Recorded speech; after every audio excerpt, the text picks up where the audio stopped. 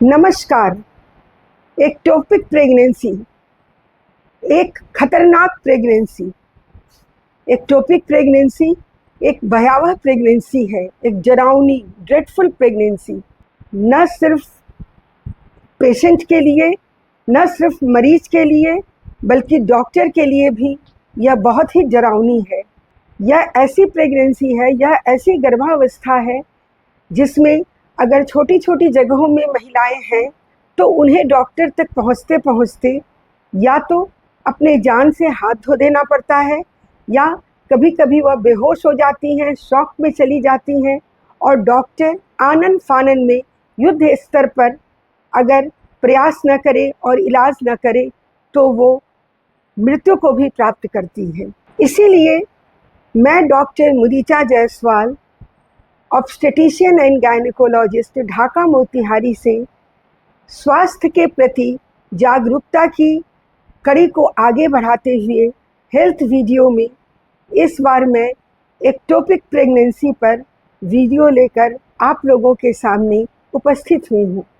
मेरा यह वीडियो समर्पित है उन सभी एक्टोपिक प्रेगनेंसी वाली महिलाओं के लिए या उनके परिवार वालों के लिए जिनका अज्ञानतावश या लापरवाही के कारण एक्टोपिक प्रेगनेंसी के कॉम्प्लिकेशन से देहांत हो गया और वो बच नहीं सकी। मेरा यह आग्रह है कि यह वीडियो लंबा है, फिर भी आप देखें। आपको अच्छा ना लगे, रोचक ना लगे तो भी आप देखें, आप इसकी पूरी जानकारी प्राप्त करें ताकि आप अपने घर में, अपने आस पास पड़ोस में और अन्य लोगों को, अन्य महिलाओं को भी जागरूक करें ताकि अब किसी भी महिला का कम से कम एक्टोपिक प्रेगनेंसी से देहांत ना हो, इस बीमारी से उनकी मृत्यु ना हो। आप इसे देखें और आपको अगर समझ में ना आए तो मेरे YouTube पर सवाल करें, यथासंभव मैं इस प्रश्न का उत्तर दूंगी और आपको समझाने का प्रयास करूंगी, क्योंकि इस बार मेरा ध्यान यही है कि एक्टोपिक प्रेगनेंसी से महिलाओं की मौत अब नहीं होनी चाहिए, क्योंकि एक्टोपिक प्रेगनेंसी को अब जल्द से जल्द डायग्नोज करने का तरीका छोटी छोटी जगहों में भी आ गया है। आइए तो सबसे पहले हम समझते हैं कि नॉर्मल प्रेगनेंसी क्या है और एक्टोपिक प्रेगनेंसी क्या है। नॉर्मल प्रेगनेंसी यानी प्रेगनेंसी जब अपने सही स्थान पर है। तो प्रेगनेंसी का सही स्थान क्या है? तो आप इसे देखिए, ये किसी भी स्त्री का या लेडीज का यूट्रस है। ये यूट्रस है और इस यूट्रस में, इसे हम यूट्रस की बॉडी कहते हैं। जो आप इसे ऊपर देख रहे हैं इसे हम यूट्रस की बॉडी कहते हैं। और ये वेजाइना है, और ये जो छोटा सा भाग आप देख रहे हैं नीचे में, ये सर्विक्स है। बच्चा अपनी सही स्थिति में जब रहता है तो यूट्रस यानी बच्चेदानी के बॉडी में रहता है, यहाँ पर रहता है, इस जगह, और यह बच्चे की सही स्थिति है और इसे हम नॉर्मल प्रेगनेंसी कहते हैं।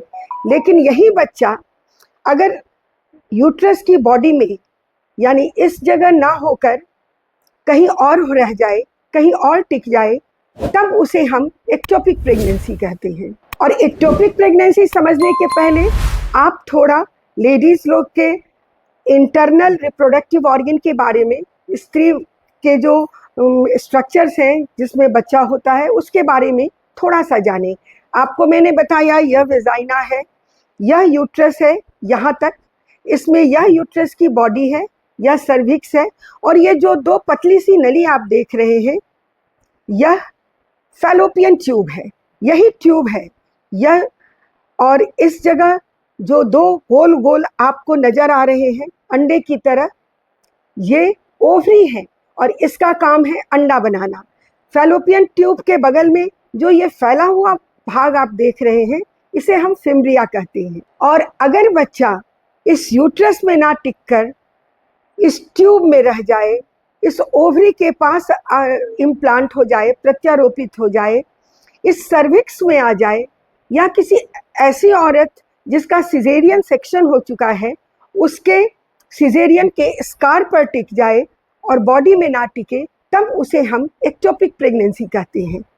इस तस्वीर में आपको शायद ज़्यादा अच्छे से नज़र आएगा।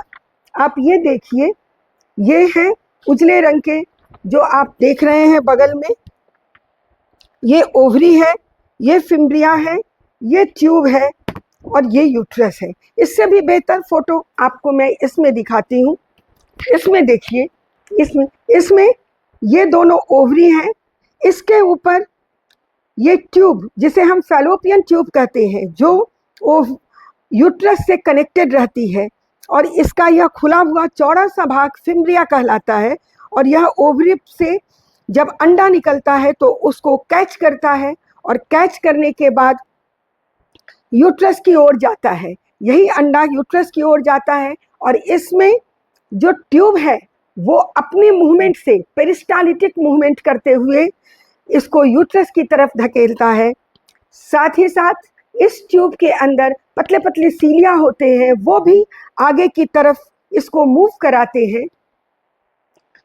आप इसे देखें, इसमें मूव कराते हैं कि यह अंडा, यह एग यूट्रस की ओर जाए, और इस वेजाइना से पुरुष का शुक्राणु यूट्रस, सर्विक्स और उसके बाद यूट्रस से होते हुए इस ट्यूब में प्रवेश करता है, और इसी ट्यूब में एग का यानी ओवा का और स्पर्म का मिलन होता है। यह मिलन स्थली है स्पर्म के और ओवा की, और यहाँ फर्टिलाइजेशन होता है, और फर्टिलाइजेशन के बाद एक जाइगोट बनता है, और यह जाइगोट बढ़कर 2 cell stage, 3 cell stage, 4 cell, morula, blastocyst stage में इसमें बढ़ता है, और यह एम्ब्रियो बनाता है, जो फिर ट्यूब के पेरिस्टालिटिक मूवमेंट की मदद से, यानी कि ट्यूब उस पर धक्का देकर उसे इस यूट्रस में भेजता है, और यूट्रस में आप देख सकते हैं कि ठीक इसी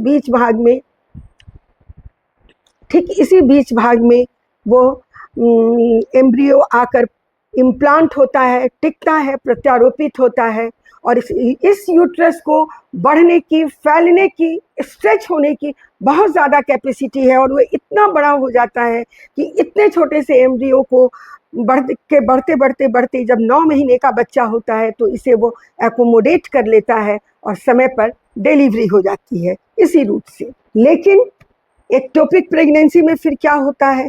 एक्टोपिक प्रेगनेंसी में किसी भी वजह से, बहुत सारे कारण हैं जिसकी चर्चा मैं आगे करूंगी, किसी भी वजह से अगर यह जाइगोट जो ट्यूब में बना है, अगर यह जाइगोट यूट्रस में नहीं पहुंच पाया तो वह इस ट्यूब में ही रह जाता है और वहीं इम्प्लांट कर जाता है। लेकिन ट्यूब के पास उतना फैलने की कैपेसिटी नहीं है, उतना स्ट्रेच होने की कैपेसिटी नहीं है। यह 1.5, 2, 2.5 महीने तक ही उस बच्चे को होल्ड कर पाता है, और उसके बाद वो फट से फट जाता है। जो ही फटता है, बहुत सारा खून माँ के पेट में जमा हो जाता है, पेशेंट शॉक में चली जाती है, बेहोश हो जाती है, उससे बहुत तेज़ दर्द होता है, क्योंकि ट्यूब के फटने से बहुत तेज़ दर्द होता है। पेशेंट शॉक में चली जाती है, और छोटी जगहों से डॉक्टर के पास पहुंचते पहुंचते कभी कभी तो वो इतनी सीरियस हो जाती है कि उसकी जान भी नहीं बचती, और बचती भी है तो डॉक्टर को युद्ध स्तर पर काम करना पड़ता है। ग्रेट इमरजेंसी के तहत कई बॉटल खून लगते हैं, तब जाकर उसकी जान बचती है। तो आप समझ गए होंगे कि एक्टोपिक प्रेगनेंसी क्या हुई। तो यह एक्टोपिक प्रेगनेंसी क्या केवल ट्यूब में ही होती है? नहीं, जैसे मैंने आपको पहले बताया कि एक्टोपिक प्रेगनेंसी यूट्रस को छोड़कर कहीं भी अगर प्रेगनेंसी रुक जाए, यानी कि जाइगोट, एम्ब्रियो वहाँ इम्प्लांट हो जाए, तो वह एक्टोपिक प्रेगनेंसी कॉज करता है। यह जो एम्ब्रियो है वह ब्लास्टोसिस्ट स्टेज में आता है यूट्रस में। उसके पहले तक उसको पोषण ट्यूब में मिल सकता है, लेकिन उसके बाद ट्यूब पोषण देने के में उतना समर्थ नहीं होता, इसलिए इसको यूट्रस में आना जरूरी है। यूट्रस फैल सकता है, इसको एकोमोडेट कर सकता है, इसलिए इस बच्चे का यूट्रस में ही आना जरूरी है। तो अब समझिए कि कहाँ कहाँ यह रुकता है। सबसे कॉमन है एक्टोपिक प्रेगनेंसी ट्यूब में होती है। ये यहाँ से यहाँ यह पूरा ट्यूब हुआ। इस ट्यूब के कई भाग हैं। फिम्ब्रियल एंड, जो ये फैला हुआ भाग है जिसे आप देख रहे हैं, इस फैले हुए भाग को जैसे ही अंडा निकलेगा ट्यूब इसको कैच करता है और इस फिम्ब्रियल एंड पर ओवम को ये कैच करता है। अगर यही इम्प्लांट हो जाए तो फिम्ब्रियल एक्टोपिक प्रेगनेंसी कहेंगे। अगर यह ट्यूब का यह एम्पुलरी पोर्शन है, अगर यहाँ इम्प्लांट हो जाए तो एम्पुलरी एक्टोपिक प्रेगनेंसी। एकदम पतला सा भाग इस्थमस, यहाँ पर अगर इम्प्लांट होता है तो इस्थमिक एक्टोपिक प्रेगनेंसी। यहाँ अगर वह इम्प्लांट होता है तो 1.5 महीने से अधिक नहीं टिक पाता, क्योंकि यह तो बिल्कुल ही स्ट्रेच नहीं होता है और तुरंत फट जाता है। और फिर ट्यूब का एक भाग जो यूट्रस के अंदर चला जाता है उसे हम लोग इंटरस्टिशियल पार्ट कहते हैं, और वह यूट्रस के कॉर्नू में नज़र आता है। और यहाँ अगर प्रेगनेंसी रुके तो इसे इंटरस्टिशियल प्रेगनेंसी या कॉर्नुअल प्रेगनेंसी कहते हैं। यहाँ पर यह थोड़ा ज़्यादा बड़ा हो सकता है, 2.5 महीने 3 महीने तक होता है, लेकिन जब यहाँ वह फटता है तो बहुत भयंकर ब्लीडिंग होती है, पेशेंट बहुत सीरियस होती है। इसको डायग्नोज करना भी मुश्किल होता है और इसमें ट्रीटमेंट भी बहुत मुश्किल होता है। फिर भी हमने इसको आपको अच्छे से समझाया है। हमें लगता है कि एक्टोपिक प्रेगनेंसी कहाँ कहाँ टिक सकता है ये आपको पता चल गया होगा। उसके बाद हम बताते हैं कि अगर किसी पेशेंट का सिजेरियन सेक्शन हुआ है और उसके यूट्रस में स्कार है, तो जो एक्टोपिक प्रेगनेंसी में यह जो एम्ब्रियो है वो यूट्रस के बॉडी में न टिक कर उस स्कार पर जाकर इम्प्लांट हो जाता है, इसे स्कार एक्टोपिक कहते हैं। फिर अगर यह एम्ब्रियो सर्विक्स, बच्चेदानी का जो यह मुंह देख रहे हैं, जिसे आप इस तस्वीर में भी देखें, इस मॉडल में भी ये जो आप देख रहे हैं सर्विक्स, कभी कभी इस सर्विक्स के कैनाल में आकर इम्प्लांट हो जाता है, तो इसे हम सर्वाइकल प्रेगनेंसी कहते हैं। अगर यह जैसे ही आपको ओवम निकला, ओवुलेशन हुआ, अंडा फूटा, तो जो पति का शुक्राणु है, पुरुष का जो शुक्राणु है, डायरेक्ट तेजी से चलते हुए यहाँ आता है और इसी अंडे में जैसे वो निकला वहीं उससे मिल जाता है, उसको फर्टिलाइज कर देता है और एम्ब्रायो बनाता है। तब इसे हम ओवेरियन एक्टोपिक प्रेगनेंसी कहते हैं। कई बार जो एक्टोपिक प्रेगनेंसी यहाँ पर इम्प्लांट हुई है, फटने के बाद वह अलाइव रह जाती है और वह पेरिटोनियम में चली गई, पेरिटोनियल एक्टोपिक प्रेगनेंसी कहलाई। कभी कभी वो फटने के बाद पेट में ही चली जाती है और पेट में लीवर से, उमेंटम से, कहीं से अपना ब्लड सप्लाई लेकर बढ़ने लगती है, तब इसे हम लोग सेकेंडरी एब्डोमिनल प्रेगनेंसी कहते हैं। यह सब बहुत तरह तरह की प्रेगनेंसियां हैं जो बड़ी ही खतरनाक होती हैं। सेकेंडरी एब्डोमिनल प्रेगनेंसी यानी प्रेगनेंसी यूट्रस में न बढ़कर पेट में ही बढ़ने लगी और लीवर से ब्लड सप्लाई लेने लगी, पोषण लेने लगी, और आवल, प्लेसेंटा, पुरैन वही डेवलप कर गया। ऐसा बहुत ही रेयर है, एक आध केस का रिपोर्ट हुआ है इंडिया में भी, और उन्हें पेट खोलकर, सिजेरियन करके नहीं, पेट खोलकर लैप्रोटोमी से निकाला गया और लकीली बच्चा भी जिंदा रहा। लेकिन ऐसा एक आध केस रिपोर्ट हुआ है, ज़्यादा नहीं। तो अब आगे हम समझते हैं कि क्या एक्टोपिक प्रेगनेंसी किसी को भी हो सकता है। हाँ, एक्टोपिक प्रेगनेंसी का इंसिडेंस यूँ तो कम है, लेकिन ऐसे ये किसी को भी हो सकता है। पर फिर भी कुछ ऐसे पेशेंट्स हैं, कुछ ऐसी महिलाएं हैं जिसमें इनके होने की ज़्यादा संभावना होती है। ऐसे हर पेशेंट, हर मरीज एक्टोपिक के रिस्क पर है, लेकिन इसमें भी कुछ ऐसी महिलाएं हैं जिनमें एक्टोपिक होने का चांस ज़्यादा होता है, तो हम उन्हें कहते हैं high risk for ectopic pregnancy. वो कौन कौन सी महिलाएं हैं? तो सबसे पहले ऐसी महिला जिसको पहले से एक बार एक्टोपिक हो गया हो, उसे फिर से एक्टोपिक होने का चांस रहेगा। दूसरा, अगर किसी पेशेंट को ट्यूबरकुलोसिस का इन्फेक्शन हो, गोनोकोकल इन्फेक्शन हो, क्लेमाइडियल इन्फेक्शन हो, यह इन्फेक्शन उसके ट्यूब में हो गया हो और वह उसके ट्यूब को डैमेज कर दे, तो ट्यूब के मोटिलिटी उसकी घट जाती है, उसके पेरिस्टालिटिक मूवमेंट घट जाती है, जिससे कि वह एम्ब्रियो को धक्का देकर यूट्रस के तरफ नहीं फेंक पाती। वैसी पेशेंट में एक्टोपिक प्रेगनेंसी होने की संभावना ज़्यादा होती है। फिर जो महिलाएं स्मोक करती हैं, जो बहुत सिगरेट पीती हैं, तो स्मोक करने वाली महिलाओं में भी एक्टोपिक प्रेगनेंसी की संभावना ज़्यादा होती है।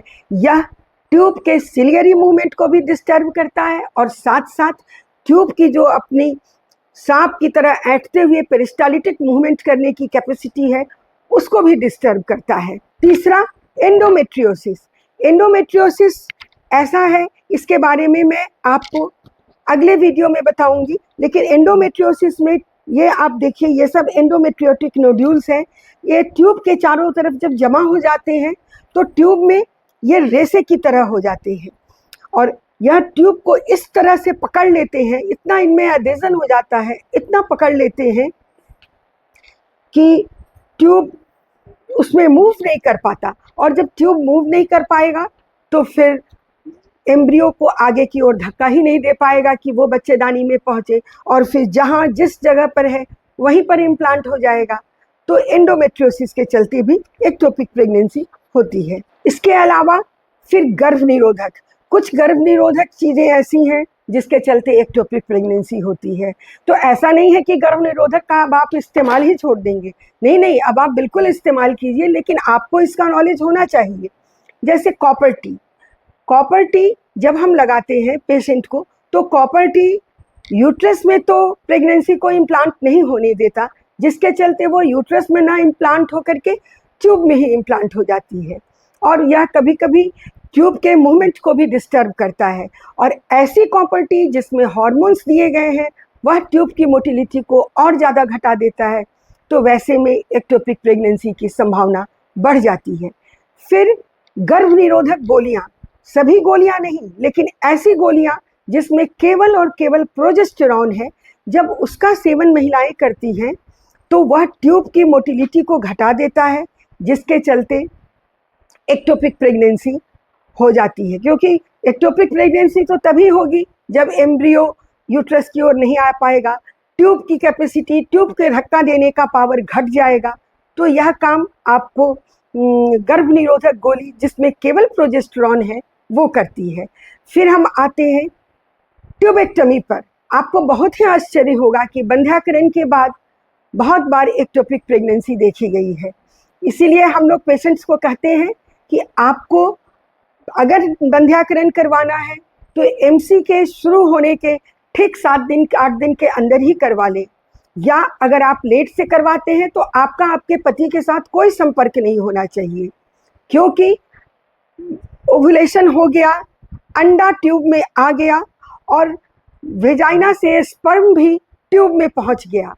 आपने ट्यूब को पकड़ा, बांधा और काट दिया। काटने के बाद अगर आप तो ये नहीं जानते हैं कि वह एम्ब्रियो जहां हम काट रहे हैं उससे यूट्रस की तरफ है या फिर वो ओवरी की तरफ है, और अगर आपने उसे काट दिया और वह यूट्रस के तरफ नहीं पहुंचा, या वह उधर ही रह गया जिधर ओवरी है, जिधर फिम्ब्रिया है, यानी कि हमारे काटने के बाद अगर जो एम्ब्रियो बना है वो इस एरिया में रह गया और यहाँ पर हमने ट्यूब को काट दिया, वो यहाँ रह गया, तो अब वह यहीं बढ़ जाएगा और एक्टोपिक प्रेगनेंसी हो जाएगी। आप तो नसबंदी कर देंगे और पेशेंट आपके पास शॉक में चली आएगी कि रप्चर्ड एक्टोपिक हो गया 1.5-2 महीने बाद। या अगर आप ट्यूब को यहाँ काटते हैं और वह एम्ब्रियो यहाँ तक आ चुका है, तब तो वो यूट्रस में चला आएगा और आने के बाद नॉर्मल प्रेगनेंसी होगी, जो कि कई बार हम लोगों को मिलता भी है कि न ट्यूबेक्टमी कराए, बंध्याकरण कराए और पेशेंट प्रेग्नेंट है। लेकिन कभी कभी बंध्याकरण करने के बाद दवाइयों के असर से या ट्यूब के बहुत हैंडलिंग से यहाँ पर कट करने के बाद भी वो यूट्रस में नहीं पहुँच पाती है और एक्टोपिक प्रेगनेंसी हो जाता है। सबसे अंत में एक कारण है कुदरत, भगवान की मर्जी, आदमी के औरत के शरीर की बनावट। जैसे किसी किसी महिला की ट्यूब इतनी लंबी होती है कि एम्ब्रियो को उसको पार करते करते करते इतना समय लग जाता है कि वह बीच में ही इम्प्लांट हो जाता है और एक्टोपिक प्रेगनेंसी हो जाती है। यह लास्ट हुआ। और अब तक तो मैंने आपको बहुत सी डरावनी बातें बता दी एक्टोपिक प्रेगनेंसी के बारे में, लेकिन अब हम आपको बताते हैं कि अब हम इसको डायग्नोज कैसे करेंगे, जानेंगे कैसे, और जल्दी से जल्दी कैसे डायग्नोज करेंगे और जल्दी से जल्दी कैसे मैनेज करेंगे। तो डायग्नोसिस में सबसे पहले तो हमें साइन सिम्टम के बारे में जानना चाहिए। सबसे पहला होता है मेंस्ट्रुएशन का प्रॉब्लम। जैसे पेशेंट का महीना, उसके मेंस्ट्रुअल पीरियड अपने डेट से 15-20 दिन आगे चला गया, 10 दिन आगे चला गया, कभी कभी 10-15 दिन आगे नहीं जाता है, 1.5-2 महीने से इर्रेगुलर ब्लीडिंग हो रही है, कभी ब्लीडिंग हो रही है कभी नहीं हो रही है। और कभी कभी ऐसा होता है कि 2-3 महीने से लगातार हल्की फुल्की ब्लीडिंग हो रही है और पेशेंट को उल्टियाँ आने लगी, पेशेंट के ब्रेस्ट में पेन होने लगा, उसे टीस मिल लगने लगी, उसे उल्टियाँ होने लगी, उसका जी घबराने लगा, उसको प्रेगनेंसी के सिम्टम्स आ रहे हैं, लेकिन थोड़ा थोड़ा मेंस्ट्रुएशन हो रहा है, थोड़ी थोड़ी ब्लीडिंग भी हो रही है और साइकिल उसका इर्रेगुलर हो गया है, तो वो सोचती है कि मेरा मेंस्ट्रुएशन खराब हो गया है। ऐसी स्थिति में जब पेशेंट हमारे पास आती है तो हम लोग प्रेगनेंसी टेस्ट करते हैं और देखते हैं तो उसमें 2 गुलाबी रेखाएं हैं और पेशेंट को बताते हैं कि देखिए आप तो प्रेग्नेंट हैं। पेशेंट भी चकित हो जाती है। ये तो हुआ कि जैसे पेशेंट आई हमने प्रेगनेंसी टेस्ट किया, हमें डाउट हुआ तो उसमें 2 गुलाबी रेखाएं आई। फिर दूसरा कंप्लेन, पेशेंट को नाभि के नीचे लोअर एब्डोमेन में, यानी गांव में जिसे पेशेंट्स बोलती हैं पेड़ू में उनको दर्द होने लगा, लोअर एब्डोमेन में पेन होने लगा और वह पेन एक साइड होता है, बीच में नहीं, चारों ओर नहीं, एक तरफ, या तो दाएं या बाएं, और लगातार होता है, थोड़ा थोड़ा थोड़ा थोड़ा दर्द और भारीपन होता रहता है। और जब पेशेंट को कभी कभी अचानक ही शॉक में चली आती है, पेशेंट की अटेंडेंट कहती है कि इसका तो 4-5 दिन ही महीना आगे चढ़ा है और ये मरीज मेरी बेहोश हो गई। और कभी कभी इस शॉक की पेशेंट जब थोड़े होश में आती है तो अपने कंधे में दर्द का कंप्लेन करती है।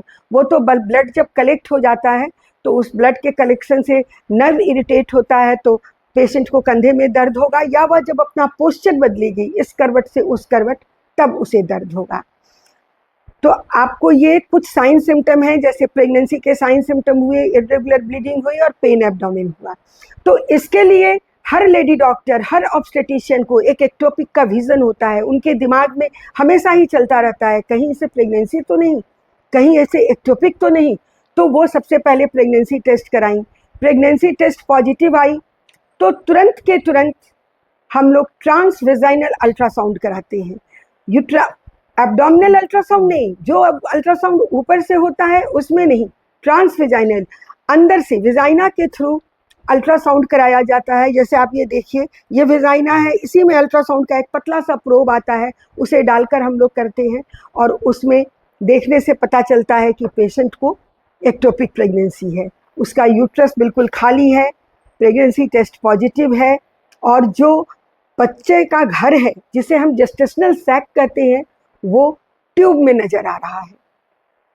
ठीक है, लेकिन कभी कभी ऐसा भी होता है कि जेस्टेशनल सैक ट्यूब में नजर नहीं आता है, प्रेगनेंसी टेस्ट पॉजिटिव आती है और आपको यूट्रस में भी जेस्टेशनल सैक नजर नहीं आता है।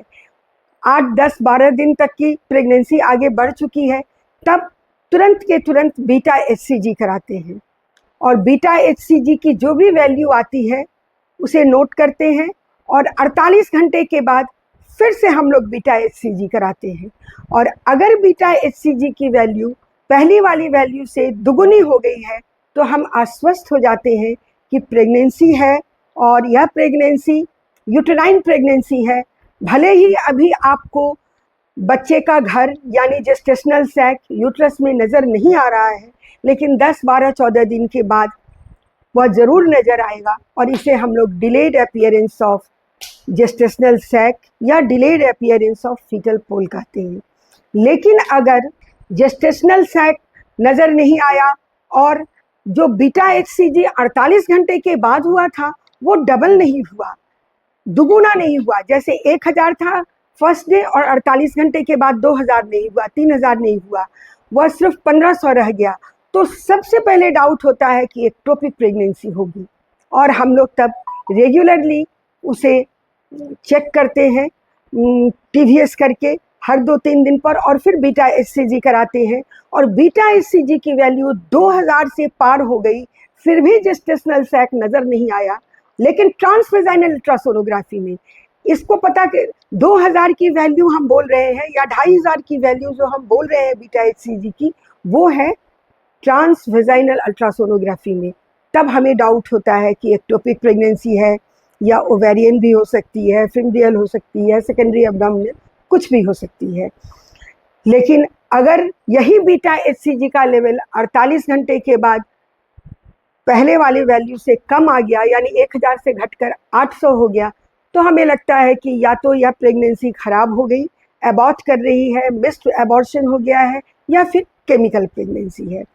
तो ये बीटा HCG और अल्ट्रासोनोग्राफी, ये दोनों का कॉम्बिनेशन, यह दोनों इन्वेस्टिगेशन एक्टोपिक प्रेगनेंसी को बहुत ही जल्दी डायग्नोज करने में हमारी मदद करता है। हम लोग 6 वीक के पहले ही इसे डायग्नोज कर लेते हैं और पेशेंट जो है उसे जान जाने के बाद एक्टोपिक प्रेगनेंसी है उसे बचा सकते हैं और उसे शॉक में नहीं जाने देते हैं। इसलिए आजकल उतने शॉक में पेशेंट आते भी नहीं है, क्योंकि हम लोग पेशेंट के आते ही इस लेवल पे काम करने लगते हैं। कई बार तो पेशेंट आती हैं, हम लोग उनको देखते हैं, हमें जेस्टेशनल सैक एक्टोपिक प्रेगनेंसी की तरह नज़र आने लगता है कि यह तो ट्यूब में है, और हम लोग जब पेशेंट के अटेंडेंट को कहते हैं कि आपके पेशेंट को एक्टोपिक प्रेगनेंसी हो गई है, इसे ऑपरेट करना होगा, 6 वीक या 7 वीक की है, तो पेशेंट अजीब तरीके से बहुत तरह के बोलती है, क्या कह रही हैं मैडम, मुझे तो कोई दिक्कत नहीं है, मुझे उल्टियाँ भी हो रही हैं, हमको सारा सिम्टम ठीक है, हमको ब्लीडिंग भी नहीं हो रहा है, आप तो गजब है, नहीं नहीं मैं कहीं और चेक कराऊंगी। तो हम उसे बोलते हैं कि ठीक है, आप बिल्कुल चले जाइए, इमीडिएट जाइए, आप दूसरे डॉक्टर से चेक कराइए, कंफर्म कीजिए कि आपको एक्टोपिक प्रेगनेंसी है या नहीं, और अगर एक्टोपिक प्रेगनेंसी है तो जल्द से जल्द ट्रीटमेंट लें, वरना आप अपने जान से हाथ धो बैठेंगी। कोई ज़रूरी नहीं है कि आप सिर्फ हम पर विश्वास करें, आप एक और डॉक्टर से कांटेक्ट करें। और आपको अब हम आते हैं ट्रीटमेंट पार्ट पर। ये तो हमने आपको बताया कि एक्टोपिक प्रेगनेंसी से क्या डर है, आप इसको पहचानेंगे कैसे, और आइए अब आप समझिए कि एक्टोपिक प्रेगनेंसी में ट्रीटमेंट क्या क्या होता है। जब अल्ट्रासोनोग्राफी नहीं थी, जब इतने अर्ली स्टेज में एक्टोपिक प्रेगनेंसी डायग्नोज नहीं हो पाता था, तो सिर्फ और सिर्फ एक ऑप्शन था, सर्जरी। लेकिन अब पूरा सिनेरियो बदल चुका है। ट्रांसवेजाइनल अल्ट्रासोनोग्राफी के चलते और रेगुलर बीटा HCG के चलते, पेशेंट्स के अवेयरनेस के भी चलते, इस बीमारी का इलाज, इस एक्टोपिक प्रेगनेंसी का इलाज सिर्फ सर्जरी से नहीं, दवाई से भी संभव है। और इसमें जिस दवा का हम लोग इस्तेमाल करते हैं वह एक एंटी कैंसर ड्रग है और इसका नाम है मिथोट्रिक्सेट। इस दवा का इस्तेमाल करके हम लोग एक्टोपिक प्रेगनेंसी के सैक को या प्रेगनेंसी को बिना चीरा लगाए अंदर ही अंदर गला देते हैं और पेशेंट बिना ऑपरेशन के ठीक हो जाती है। तो क्या हर पेशेंट में यही इलाज है? हर पेशेंट में मिथोट्रिक्सेट नहीं दिया जा सकता है? नहीं, यह बहुत ही अर्ली स्टेज में दिया जाता है। किस किस कंडीशन में दिया जाता है आपको बता दें। सबसे पहले कि आपका जो जी सैक, जेस्टेशनल सैक नज़र आ रहा है वो 3.5 सेंटीमीटर या 4 सेंटीमीटर से ज़्यादा का ना हो, उससे कम का हो। बीटा HCG की वैल्यू 5000 से ज़्यादा ना हो, उससे कम हो, और ट्यूब रप्चर ना हुआ हो, ट्यूब इंटैक्ट हो, पेशेंट हीमोडायनेमिकली स्टेबल हो। हीमोडायनेमिकली स्टेबल का अर्थ होता है कि उसका पल्स, उसका BP एकदम मेंटेन रहे, ऑक्सीजन मेंटेन रहे, उसका हीमोग्लोबिन ठीक हो, और उसके लीवर में, किडनी में कोई भी प्रॉब्लम नहीं हो। उसके लिए हम लोग CBC, LFT, KFT ये सारे टेस्ट कराते हैं। और जो जी सैक है उसमें फीटल पोल भी ना आया हो, उसमें कार्डियक एक्टिविटी नज़र ना आ रही हो, तब हम लोग इस मिथोट्रिक्सेट इंजेक्शन को देते हैं। मिथोट्रिक्सेट का इंजेक्शन IM पड़ता है, यानी मांस में पड़ता है, और इसका डोज बॉडी वेट के हिसाब से पड़ता है जो डॉक्टर कैलकुलेट करके देते हैं। और इस इंजेक्शन को देने के बाद हम पेशेंट को बता कर रखते हैं कि आपको थोड़ा दर्द हो सकता है, लेकिन अगर आपको ज़्यादा दर्द हो रहा हो, आपको ज़्यादा परेशानी हो, तो आप तुरंत डॉक्टर के पास आएँ। अगर आप दूर रहते हैं तो आप हॉस्पिटल में एडमिट हो जाएं।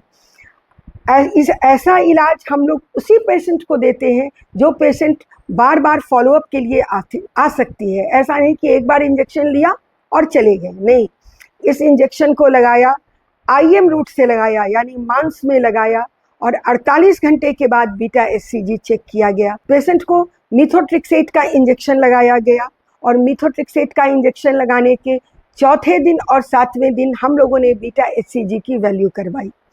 अगर चौथे और 7वें दिन के बीच में जो बीटा एचसीजी की वैल्यू है उसमें 15% ड्रॉप आया, यानी 15% कम आया, तो हम लोग समझते हैं कि हमारा इलाज कारगर हुआ। वरना टीवीएस करके, ट्रांसवेजाइनल अल्ट्रासाउंड करके हम लोग एक दूसरा इंजेक्शन भी लगा देते हैं। लेकिन जब भी इंजेक्शन लगाना है, सीबीसी करवाना है, एलएफटी करवाना है, केएफटी करवाना है, पेशेंट को हेमोडायनेमिकली स्टेबल रहना है। और अगर 15% का ड्रॉप आया तो हर सप्ताह वीकली बीटा एचसीजी का वैल्यू हम लोग करवाते हैं और देखते हैं कि यह निगेटिव हो रहा है, यह ड्रॉप कर रहा है कि नहीं। और अगर यह ड्रॉप करते करते निगेटिव हो गया तो फिर हमारा इलाज कारगर है। और अगर पेशेंट को तेज़ दर्द हुआ तो तुरंत टीवीएस करते हैं। अगर वैसी कोई परेशानी हुई तो फिर तो लैप्रोटोमी यानी पेट खोल के काम करना पड़ता है। लेकिन मिथोट्रिक्सेट, ट्रांसवेजाइनल अल्ट्रासोनोग्राफी और बीटा एचसीजी, इन तीनों ने मिलकर एक्टोपिक प्रेगनेंसी के मैनेजमेंट में गजब की क्रांति ला दी है और हम लोगों की बहुत सारी पेशेंट इससे ठीक भी हो जाती है।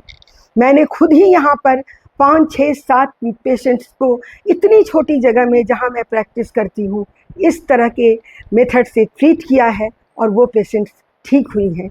2-3 पेशेंट्स तो मैंने कोरोना के समय ही ठीक किए थे, जब लोग उसे ऑपरेट करने के लिए तैयार नहीं होते थे, तो हम लोगों ने इसे ऐसे ढंग से मैनेज किया। और इस इंजेक्शन के साथ कुछ प्रिकॉशंस भी लेने होते हैं, जैसे आपको इसमें कोई ऐसी विटामिन नहीं देनी है जिसमें फॉलिक एसिड हो, क्योंकि यह एंटी फॉलेट की तरह काम करता है। आप इसको इंजेक्शन को देंगे तो उसका इफ़ेक्ट इंजेक्शन का कम हो जाएगा। फिर एक बहुत ही कॉमन सवाल है जो पेशेंट्स हमारी पूछती हैं, जिन लोगों को मैंने मिथोट्रिक्सेट का इंजेक्शन दिया है, कि मैडम हम दूसरी प्रेगनेंसी कब कर सकते हैं। तो दूसरी प्रेगनेंसी का जहाँ तक सवाल है, आप इस बात को समझें कि दूसरी प्रेगनेंसी के लिए कोई ऐसा अभी डिमार्केशन लाइन नहीं है, लेकिन हम लोग बोलते हैं कि कम से कम इस प्रेगनेंसी के रिजॉल्व होने के 3 महीने बाद ही आप दूसरी प्रेगनेंसी प्लान करें, और बेहतर होगा कि 6 महीने बाद करें तो सबसे सेफ है ना। और आपको दूसरी प्रेगनेंसी प्लान करने से पहले 3 महीना लगातार फॉलिक एसिड लेना ज़रूरी होता है। अब आते हैं सर्जिकल मैनेजमेंट पर। ये तो मेडिकल मैनेजमेंट हुआ, लेकिन सभी का तो हम मेडिकल मैनेजमेंट नहीं कर सकते। हर पेशेंट इतनी अर्ली भी नहीं आती है, कुछ पेशेंट लेट करके भी आती हैं, जिसमें एक्टोपिक प्रेगनेंसी में हमें 5-6 सेंटीमीटर के सैक नज़र आने लगते हैं, उसमें फीटल पोल आ जाता है, उसमें कार्डियक एक्टिविटी आ जाती है। तब हमें सर्जिकली इसे रिमूव करना होता है, यानी ऑपरेट करना होता है। ऑपरेशन के 2 तरीके हैं, लैप्रोटोमी या लैप्रोस्कोपी। जहाँ जैसी सुविधा हो और आपका सर्जन जिसमें कम्पिटेंट हो उस तरह से इस ऑपरेशन को करता है, क्योंकि यह तो एक लाइफ सेविंग ऑपरेशन है। इस ऑपरेशन के भी 2 तरीके हैं। कुछ सर्जन उस ट्यूब को रिपेयर कर देते हैं और कुछ सर्जन उस ट्यूब को काट कर निकाल देते हैं। ट्यूब को काट कर निकालना ज़्यादा बेहतर है उस ट्यूब को रिपेयर करने से। आपको थोड़ा आश्चर्य होगा कि आप ऐसा क्यों बोल रहे हैं मैडम, ट्यूब को रिपेयर करने से ज़्यादा अच्छा ट्यूब को निकालना क्यों बेहतर है। क्योंकि ट्यूब को जब हम रिपेयर करते हैं तो वहाँ कंस्ट्रिक्शन हो जाता है। जब वो हील करता है तो वो थोड़ा सिकुड़ जाएगा, वो एरिया छोटा हो जाएगा, उसका जो सरकमफरेंस है वहाँ कम हो जाएगा और दोबारा उसमें एक्टोपिक होने का चांस बढ़ जाएगा। तो क्या ज़रूरत है ऐसे रिस्क को लेने की। फिर ट्यूब को अगर हम निकाल देते हैं तो एक ट्यूब है ना, उस एक ट्यूब से भी बच्चा होता है। इसीलिए ट्यूब को निकालना यानी सल्पिंजेक्टमी ज़्यादा अच्छा ऑपरेशन है सर्जिकली एक्टोपिक प्रेगनेंसी में। और आपको एक बात और बता दें, मेरे पास एक आध पेशेंट ऐसी भी आई जिन्होंने कहीं आईवीएफ बाहर करवाया था और उससे एक्टोपिक हो गया। तो पेशेंट मुझसे पूछने लगी कि क्या मैडम आईवीएफ के बाद, यानी जो टेस्ट ट्यूब बेबी, जिसे आप बोलचाल की भाषा में टेस्ट ट्यूब बेबी कहते हैं, उसके बाद एक्टोपिक प्रेगनेंसी हो सकती है। तो मेरा उत्तर है कि हाँ, हो सकती है। आईवीएफ के बाद भी एक्टोपिक प्रेगनेंसी होती है और यह एक्टोपिक प्रेगनेंसी बड़ी ही दुखदाई होती है, क्योंकि बड़ी ही मुश्किल से आईवीएफ के बाद, यानी कि टेस्ट ट्यूब बेबी वाला, जो भी आप जनरल भाषा में समझते हैं, टेस्ट ट्यूब बेबी में बहुत ही डॉक्टर का परिश्रम होता है, मरीज का नसीब होता है और बच्चा रुकता है, और जब उसमें एक्टोपिक हो जाता है तो बहुत दुख होता है। लेकिन ऐसा होता है। ऐसा क्यों होता है? क्योंकि जब डॉक्टर एम्ब्रियो को इम्प्लांट करते हैं यूट्रस में, तो सिर्फ और सिर्फ एम्ब्रियो को इम्प्लांट नहीं करते, उसके साथ साथ कुछ मीडिया, कुछ फ्लूइड भी इम्प्लांट होती है, मीडिया की फ्लूइड, और उस फ्लूइड में यह एम्ब्रियो ब्लास्टोसिस्ट तैरता है, और तैरते तैरते कभी कभी वो ट्यूब में चला जाता है, तो एक्टोपिक प्रेगनेंसी हो जाती है। कई बार तो ऐसा भी होता है कि डॉक्टर ने 2 एम्ब्रियो डाला, उसमें से एक एम्ब्रियो यूट्रस में रह गया और दूसरा एम्ब्रियो ट्यूब में चला गया। तो इस तरह की प्रेगनेंसी, जिसमें एक प्रेगनेंसी यूट्रस में है और दूसरी प्रेगनेंसी ट्यूब में है, उसे हम हेटेरोपिक प्रेगनेंसी कहते हैं। ऐसी प्रेगनेंसी में बड़ी ही विकट स्थिति है। आप इसको जल्दी डायग्नोस करके भी मीथोट्रिक्सेट नहीं दे सकते हैं।